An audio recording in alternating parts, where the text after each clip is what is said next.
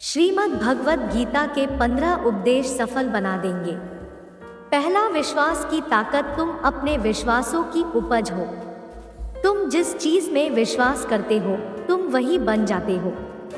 जो स्वयं पर विश्वास करते हुए लक्ष्य की ओर बढ़ते रहते हैं उन्हें सफलता जरूर मिलती है। अगर व्यक्ति अपने लक्ष्य के लिए कर्म में पूरे मन से लग जाता है और उसे कर्म करने से खुशी मिलती है तो सफलता उससे दूर नहीं भागती। दूसरा, मृत्यु से भय व्यर्थ है। हर व्यक्ति के मन में मृत्यु का भय होता है। इस संसार का जब से निर्माण हुआ है तब से जन्म मृत्यु का चक्र चलता आ रहा है। यह प्रकृति का नियम है। इस सत्य को स्वीकार करके भयमुक्त होकर जीना चाहिए। किसी को भी आने वाले पल के बारे में कुछ नहीं पता होता, लेकिन इस संशय में भयभीत रहने से जीवन नहीं जिया जा सकता। तीसरा, कर्म सबसे ऊपर आता है। व्यक्ति कर्म करने के लिए ही पैदा हुआ है और बिना कर्म किए कोई रह नहीं सकता। फल की चिंता करना व्यर्थ है, क्योंकि इससे मनुष्य का मन काम से भटकने लगता है। किसी कर्म से सफलता नहीं मिलती तो क्या हुआ? असफलता भी ज्ञान के द्वार खोलती है। अगर बिना फल की चिंता किए कर्म करते रहोगे तो सफलता और मन की शांति जीवन भर तुम्हारा साथ नहीं छोड़ेगी। जो कर्मफल से विरक्त होकर कर्म करता जाता है उसका आध्यात्मिक ज्ञान बढ़ता जाता है। चौथा, हमेशा स्वार्थी होना गलत है। जो व्यक्ति हमेशा स्वार्थ प्रेरित होकर फल की चिंता करते हुए कर्म करते हैं और सिर्फ फल ही उन्हें कर्म करने को प्रेरित करता है, ऐसे लोग दुखी और बेचैन रहते हैं, क्योंकि उनका दिमाग हमेशा इसी उलझन में फंसा रहता है कि उन्हें क्या फल मिलेगा। स्वार्थी व्यक्ति सुखी नहीं रह पाता और ऐसे व्यक्ति से कोई भी संबंध नहीं बनाना चाहता। इसलिए स्वार्थ से ऊपर उठें और दूसरों का हित भी सोचें। पांचवा, क्रोध से सबका नुकसान होता है। क्रोध या गुस्सा करना व्यक्ति के दिमाग में उथल-पुथल पैदा कर देता है। आवेश में विवेकहीन होकर कई बार व्यक्ति अपना ही नुकसान कर बैठता है या फिर अपनी ही मानसिक शांति को भंग करके खुद को कष्ट देता है। क्रोध की अग्नि में बुद्धि और तर्क नष्ट हो जाते हैं और व्यक्ति बिना विचार किए बस अपने अहम की तुष्टि करने वाले काम करता है। गुस्सा व्यक्ति की विचार शक्ति को पंगु बना देता है और भ्रम पैदा करता है। छठवां, मन पर कंट्रोल जरूरी क्यों है? मन का स्वभाव है कि ये आसानी से भटक जाता है। अगर जीवन को सफलता की दिशा में ले जाना है तो मन को काबू करना बहुत जरूरी है। श्री कृष्ण कहते हैं कि बार बार प्रयास करने से धीरे धीरे चंचल मन को वश में किया जा सकता है। मन को वश में करने से दिमाग की शक्ति केंद्रित होती है, जिससे कार्यों में सफलता मिलने लगती है। अगर मन को वश में नहीं करोगे तो ये आपका सबसे बड़ा शत्रु बन जाता है। सातवां, भगवानों में कोई छोटा बड़ा नहीं। इस संसार में ईश्वर कई रूपों में जाना जाता है। इनमें से कोई भी रूप बड़ा छोटा नहीं है। परमात्मा का हर रूप समान है।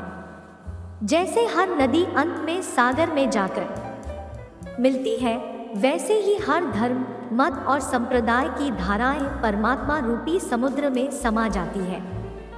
यह संसार परमपिता का ही स्वरूप है। वो हर कण में विद्यमान है। आठवां, कर्तव्य पालन जरूरी है। भगवान श्री कृष्ण उपदेश देते हैं कि हर व्यक्ति को अपने कर्तव्य का पालन करना चाहिए। यही धर्म है। अगर अपने कर्तव्य का पालन नहीं किया जाता है तो मन में अशांति और दुख प्राप्त होता है। अपनी पसंद नापसंद, मोहबैर कोड़ो किनारे रखकर अपना कर्तव्य करो। किसी अन्य व्यक्ति का कर्म आपको कितना भी आकर्षित करे, उसके प्रलोभन में ना आए। कष्ट में रहते हुए भी अपना कर्म करना दूसरे की नकल करने से श्रेष्ठ है। अपने कर्म और कर्तव्य का पालन ही जीवन का सही मार्ग है, क्योंकि कर्म करना अकर्मण्यता से हमेशा बेहतर है। कर्तव्य में दोष देखकर पीछे न हटें, क्योंकि हर कर्म में कोई न कोई छोटा बड़ा दोष हो सकता है, जैसे अग्नि के साथ धुआं भी होता है। सदैव कर्म करो। कर्म करने से पहले विचार करो, लेकिन बहुत ज्यादा विश्लेषण मत करो। अधिक विश्लेषण संशय और अकर्मण्यता पैदा करता है।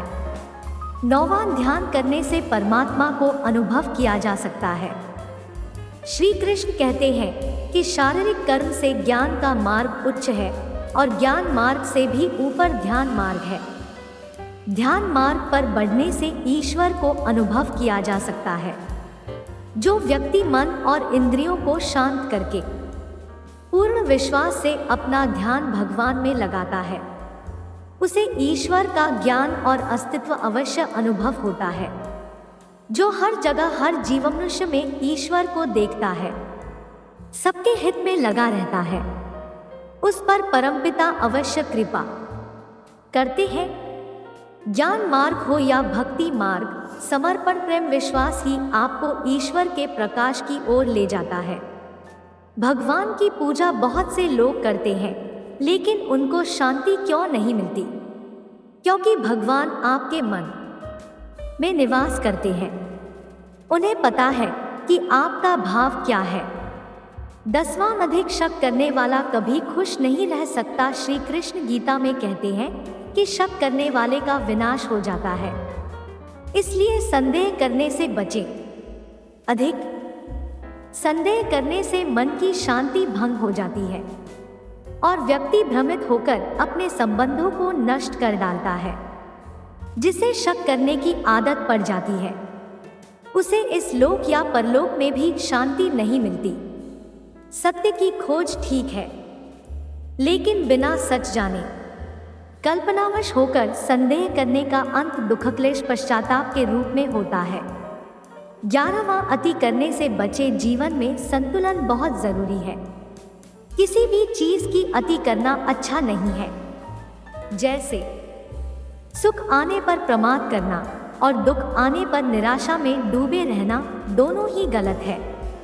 असंतुलन जीवन की गति और दिशा को बाधित करता है, जिससे अनावश्यक कष्ट और दुखों का जन्म होता है। जिसके मन, विचार और कर्म में संतुलन है, उसे ज्ञान मिल जाता है और ज्ञान से ही सदा के लिए शांति, संतुष्टि मिलती है। 12वां, सही कर्म से ज्ञान और मुक्ति संभव है। गीता के उपदेशों में कर्मयोग का सिद्धांत कहता है कि संसार से विरक्त होना ही मुक्ति का उपाय नहीं है। संसार में रहकर एक गृहस्थ अपने कर्मों का पालन करते हुए कर्मफल से विरक्त होकर मुक्ति प्राप्त कर सकता है। सही विचार और उचित कर्म भी आसक्ति को खत्म करने में सक्षम है। अच्छे कर्म कभी व्यर्थ नहीं जाते, चाहे ये दुनिया हो या परलोक। 13वां, ज्ञान और कर्म एक है। एक अज्ञानी कर्म और ज्ञान को अलग अलग समझता है, लेकिन एक ज्ञानी जानता है कि दोनों एक ही है। लोग ज्ञान की बातें तो करते हैं, लेकिन उसका पालन नहीं करते। बिना पालन किए ज्ञान कोरा रह जाता है, ज्ञान का अनुभव नहीं होता। गीता कहती है कि ज्ञान पढ़ने की नहीं बल्कि अनुभव करने की वस्तु है, और अनुभव बिना कर्म किए नहीं मिलता। 14वां, इच्छा दुखों का मूल है। इस संसार में जितनी भी चीजें सांसारिक सुख की श्रेणी में आती है, उनकी एक शुरुआत और अंत जरूर होता है। इन सांसारिक सुखों का अंत दुख, कष्ट और दुर्गति के रूप में होता है। इच्छाओं का अंत नहीं है। एक पूरी होती है तो दूसरी नई इच्छा आ जाती है।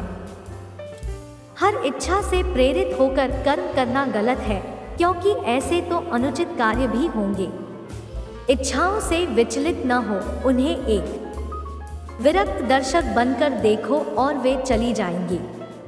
15वां, भगवान ही सबसे बड़ा सहारा है। परमपिता ही एकमात्र हमारे आधार है और अपने हैं। इस संसार में कोई भी अकेला नहीं है। ईश्वर में विश्वास रखते हुए जो मनुष्य कर्मपथ पर बढ़ता जाता है, वो सदा शांति, सुख और मुक्ति पाता है। भूत और भविष्य की चिंता करना व्यर्थ है, वर्तमान ही सत्य है।